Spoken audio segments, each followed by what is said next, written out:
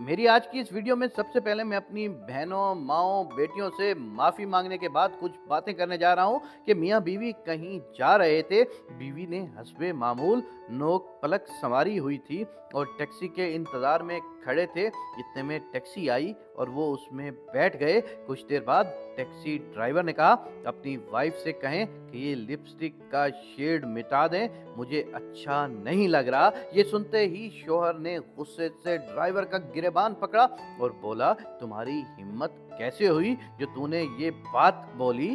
Driver ने मुस्कुराते हुए कहा, भाई अगर ये आपके लिए सजी संवरी होती तो घर में सजती। ये तो रास्ते के लिए तैयार हुई हैं और रास्ते की हर चीज पर तनकीद व पसंदीदगी का अख्तियार हर शख्स को है। मर्द का गुस्सा झाग की तरह बैठ गया।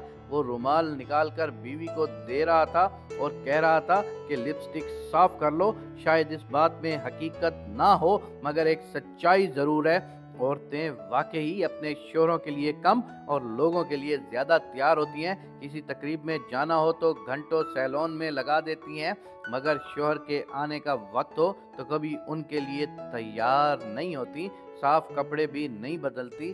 सुबह से शाम तक एक ही लिबास में घूमती हैं, सर झाड़ मुंह भाड़। जबकि हमारे मजहब में जमाना जैलियत की तरह तैयार होकर बाहर निकलने से मना फरमाया गया है।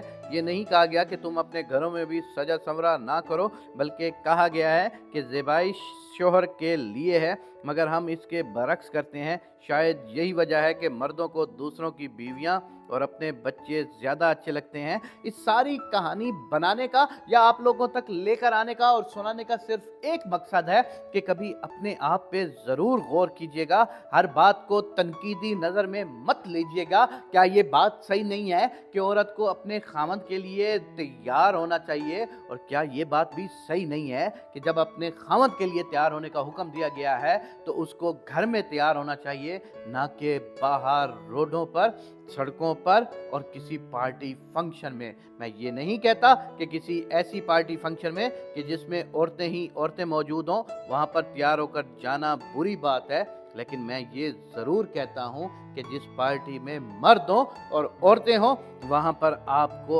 अपने आप को पर्दा करने का और अपने आप को छुपाने का हुक्म है।